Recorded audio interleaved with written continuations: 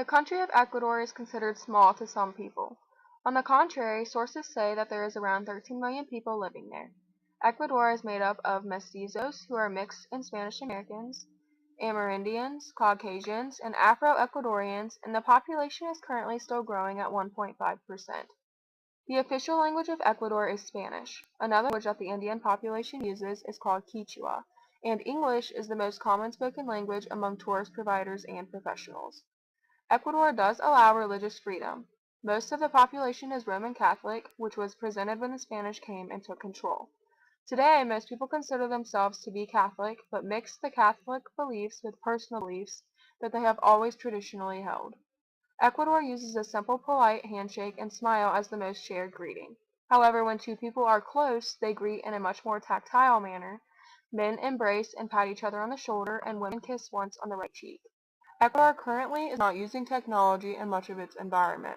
They do, however, have several web portal sites being used as intermediaries between the markets of the US, EU, and Ecuador's small to medium-sized enterprises.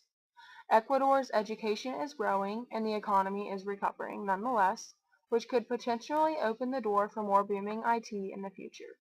In regards to politics, Ecuador holds a representative democracy and is currently under the rule of Rafael Correa.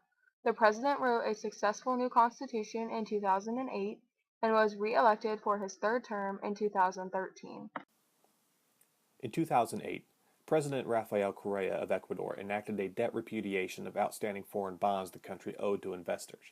While this saved the country billions in debt repayments, it has isolated the country from foreign direct investment.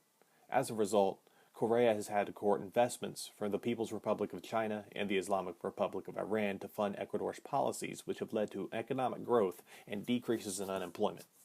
While the increases in the standard of living have made Correa popular among Ecuadorians, interventionist government policies created burdensome business and investment regulations and claims of political corruption. The easiest way to invest in Ecuador is through the stock market as seen here. Investors are drawn to Ecuador because of the abundance of natural resources and low labor rates. An A and B country risk report analyzed Ecuador in 3 categories. One category being political risk.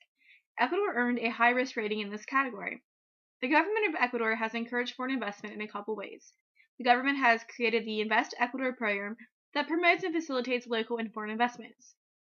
Also, special economic development zones and other trade-free zones allow goods to be exempt from tariffs.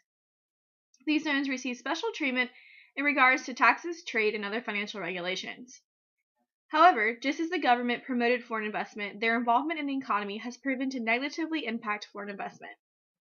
They have implemented nationalization of resources, environmental regulations, and limited the development of the country's natural resources.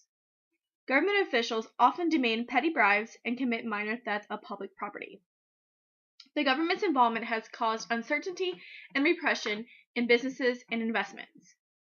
Another category analyzed was economic risk, and once again Ecuador received a high risk rating. Ecuador's economy is very unstable and vulnerable to the price of oil. As you can see here, petroleum is almost 50% of Ecuador's exports.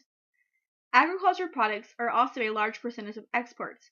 These include sugar, bananas, fish, flowers, rice, coffee, timber, and others. Changes in the oil industry has also led to investment in other industries such as communications, commerce, and services. The last category was financial system risk, where Ecuador gained a very high risk rating. Overall, there are several factors that contribute to Ecuador's high to very high ratings. In this graph, you can see 10 constraints on investments and conclude why Ecuador has earned those ratings as assigned.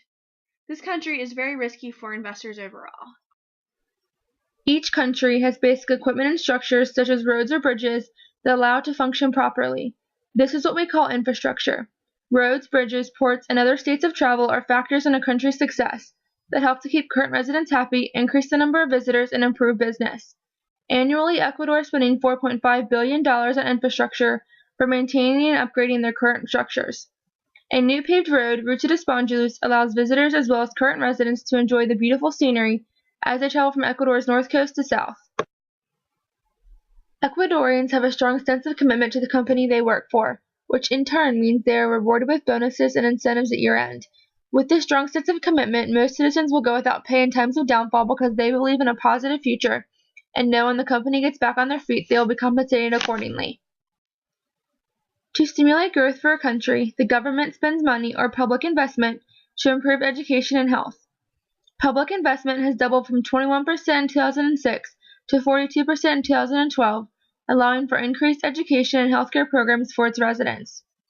When a country is progressively meeting its financial goals and the economy becomes stimulated, poverty and inequality levels then decrease, allowing more opportunities to arise.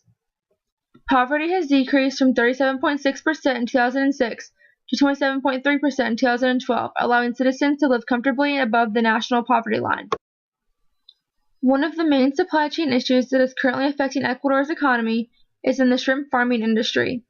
It has been found that when shrimp are farmed, an environmental and social footprint is left behind, highly affecting that land. When these footprints are left behind, it harms the environment and decreases the amount of shrimp that is able to be farmed annually. To help minimize this issue in the future, the Aquaculture Stewardship Council passed a set of standards that will promote more eco-friendly shrimp farming. Ecuador has an array of media sources, including traditional broadcast newspapers, tabloids, local and national radio stations, and cable and local television stations. The government controls the majority of the media outlets, and there is a strong government censorship on the media. President Rafael Correa proposed a controversial communications bill in 2011 that would further restrict journalists and establish a mandatory registration for all media outlets with a communication board that would monitor the content broadcasted. Corruption and bribery are commonplace in Ecuador, especially when it comes to the media outlets. The government ultimately controls what is on the media, so they are paid to promote messages by companies. Ecuador is a country that faces a 27.3% poverty rate. Higher food prices place burdens on already stressed families to make ends meet. Ecuador could improve its balance of payments situation by diversifying its exports, as there has been little diversification beyond the petroleum and traditional agriculture sectors.